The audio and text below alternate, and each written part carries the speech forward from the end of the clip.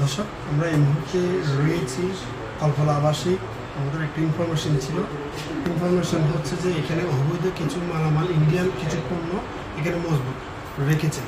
আমরা সে তথ্য পেয়ে কিন্তু আমরা এখানে ঘটনাস্থলে এসে দেখতেছি আসলে সত্যিকারে কিন্তু ইন্ডিয়ান তারা কিন্তু এখানে বিভিন্ন মালামাল কিন্তু তারা এখানে স্টক করেছে, বিভিন্ন স্টক করেছে। আমরা দেখি